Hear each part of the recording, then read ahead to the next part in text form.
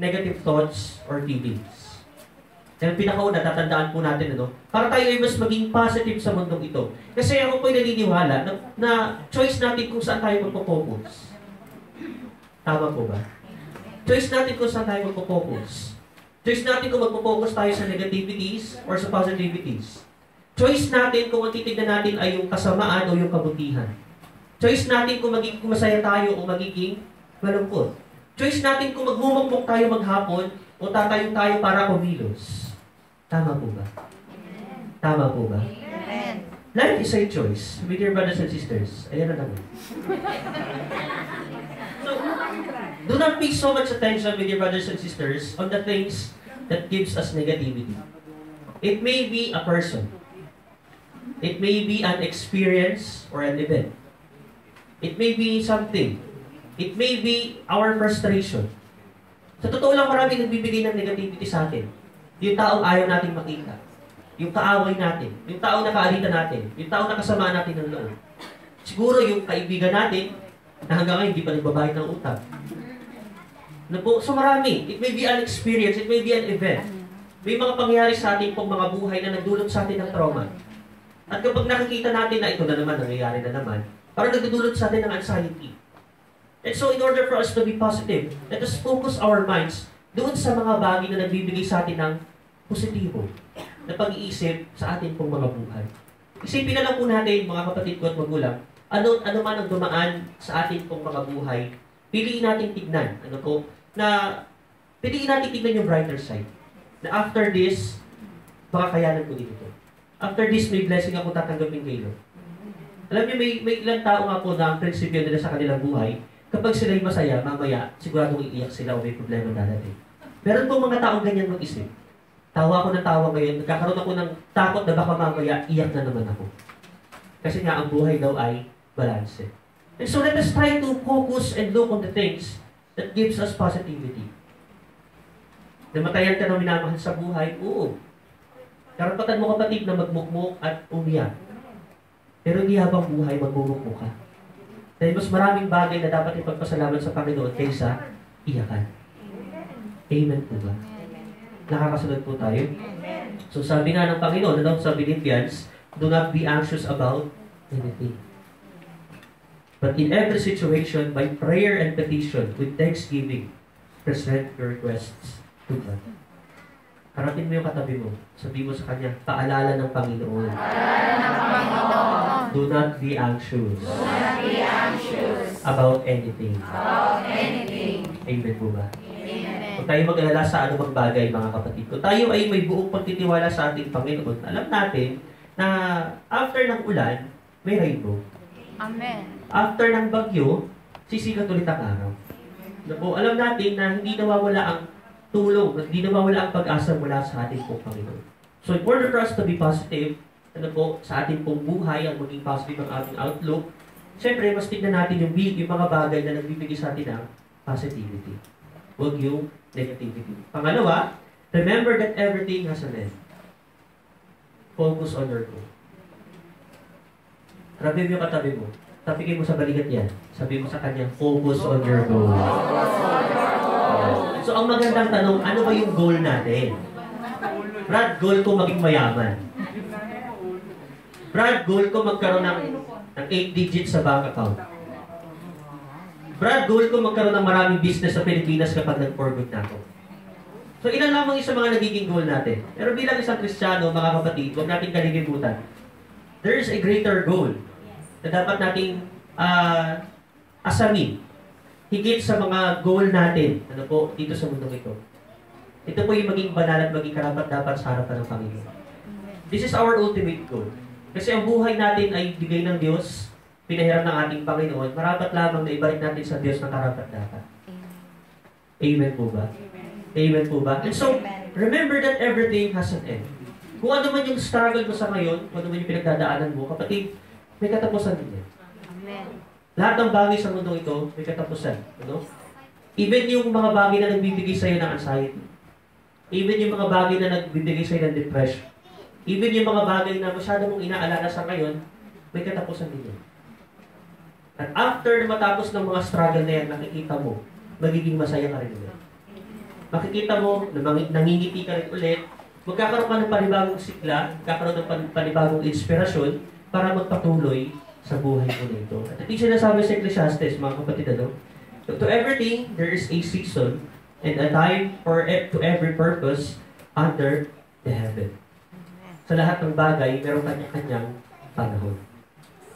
So siguro sa panahon ngayon, tayo ay nagsusumikap, kuskus dito, kuskus doon, pero dadating ang panahon, magiging successful din tayo.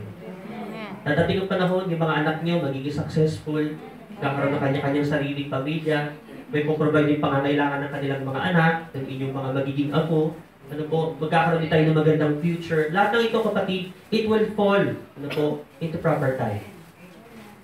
Kung tama sa panahon ng ating Panginoon. But for the meantime, mga kapatid, sa mga struggles na pinagdadaanan natin, turuan natin ang ating mga sarili na maging mas positive. Kasi lahat naman talaga ng ito, lilipas. Itong pandemyang ito, mga kapatid, lilipas din ito. Matatapos din po ito. Para nyo, magkita-kita ulit tayo sa Pilipinas. Sa anniversary sa Ambel. Ito, mga nakakamiss ko yung anniversary sa Ambel. Hindi po overnight, uulan, magpapaulan ka. Sabihin mo ka paulan, may sakit ka. But after ng ulan, magiging wala si Lord. Gumagaling.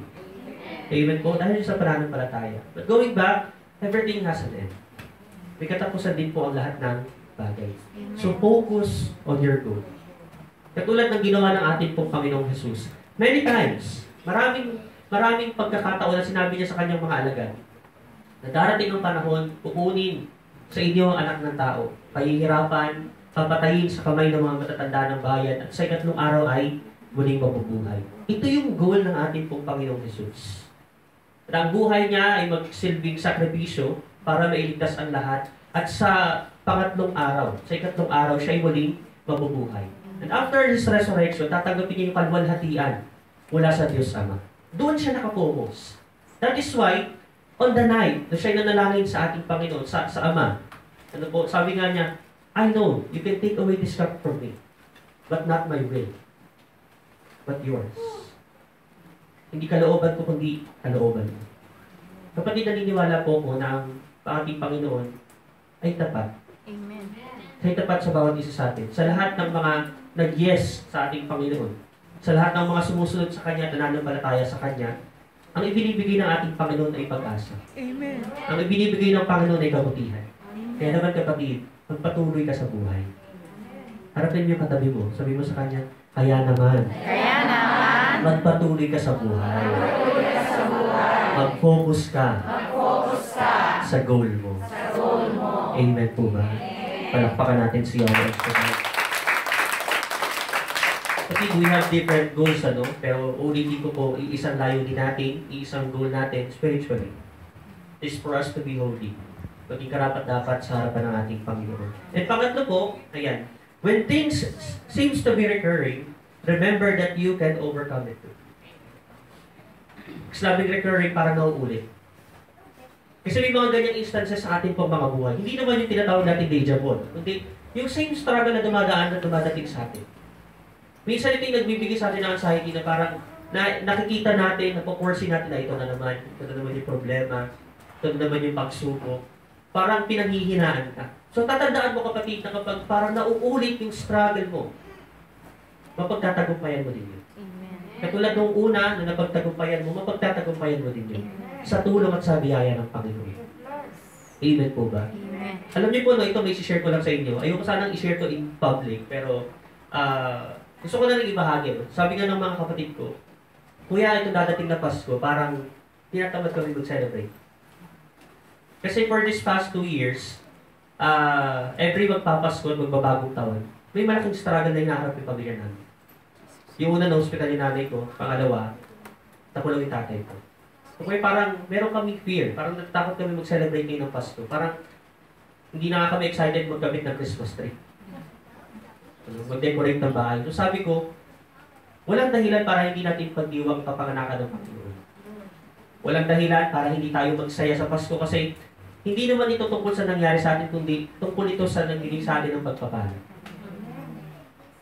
Sa ating pagpipray kay Lord, naniniwala ako na ano man yung dumaan at ano man yung dumating, malalampasan din natin.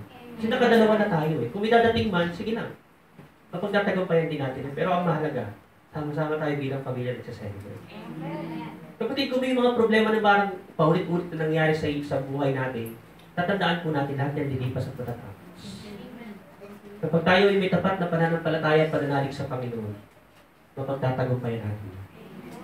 Tatandaan natin kapatid, walang lingkod ang Diyos pinababayaan. Amen.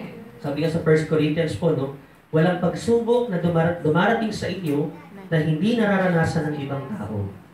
So, ibig sabihin, all of us have our own struggles. Kung nagagawa ng iba na mapagtagumpayan, magagawa mo din. Nagawa mo na noong una, magagawa mo ulit. Amen po ba? O rapin yung katabi mo, tapikin mo sa balikat, kung sabi mo sa kanya, kaya naman. Kaya naman. Pagpakatatag ka. Amen po ba? So, continuing po, no? Ngunit maaasahan natin ang pangako ng Diyos na hindi niya tayo pababayaan. Amen. Subukin ng higit pa sa ating makakaya. Kaya kung dumaranas kayo ng pagsubok, gagawa siya ng paraan para mapagtagumpayan niyo ito. Kaya natatandaan natin mga kapatid. Ano po, ito yung sinabi ni San Pablo sa mga taga-Corinto. Dahil ito yung mensahe ng Panginoon. A message of hope, a message of love. Amen po ba? Amen. Nakakasunod po tayo. Then lastly, para tayo po ay maging positive sa ating pong pag-iisip, huwag natin kakalimutan ng Panginoon. Amen.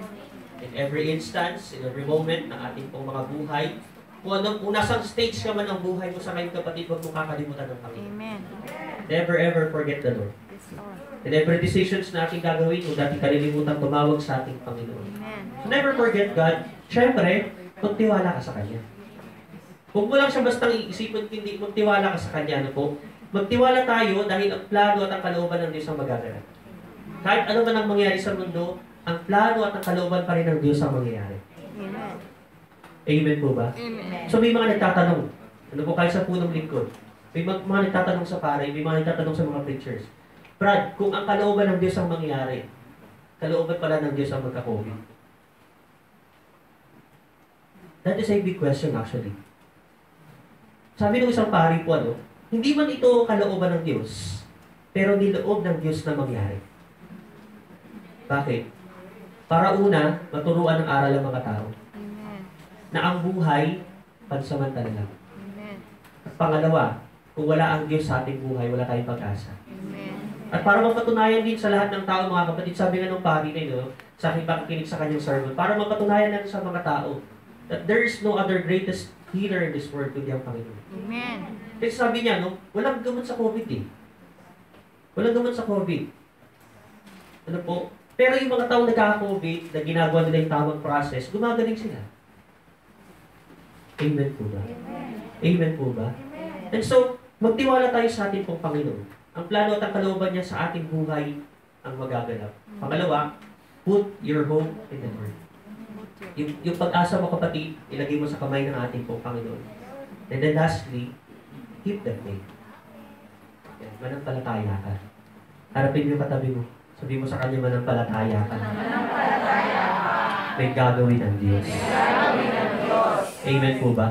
So, keep the faith, pero huwag din tayong magkukulang sa paggawa. Amen. Yan pong napakahalagang bagay. Patunayan natin na buhay ang ating Diyos sa pamamagitan ng ating pananampalataya ang ating pong isinasabuhay. Sabi nga ni Bishop Bacane, itong panahon na ito, dahil tumatagal na rin ang pandemya, tinatawag tayo ng ating Panginoon para mas tumawag sa Kanya. Mas tumawag sa Kanya, mas manalangin. Kasi wala naman tayo iba talaga magagawa sa ngayon kundi manalangin. Sabi nga niya, isipin nyo, naka-lockdown, nasa bahay ka, anong gagawin mo? Why not spend time in listening to God's words? Why not spend time in prayer? Bakit hindi mo subukang gugulit yung panahon mo, kasama yung pamilya mo, do recreation of things, para mas mag-build yung harmony, yung relationship niyo sa inyong family. So, napakaganda ng point na yun. And so, lastly, my dear brothers and sisters, keep the faith. Ano po yung pananampalataya po natin sa ating Panginoon, ito po yung panghawakan natin. Dahil ano man ang mangyari, mga kapatid, ang Diyos mananatiling mabuti. Amen. Ang Diyos mananatiling tapat sa kanyang mga pangako. Amen po ba? Amen. Harapin mo yung katabi mo, sabi mo sa kanya, kaya naman. Kaya naman. Huwag ka na malungkot. Huwag ka na malungkot. Be positive. Be positive. may gagawin ang Diyos. Sige po. Kasi tayo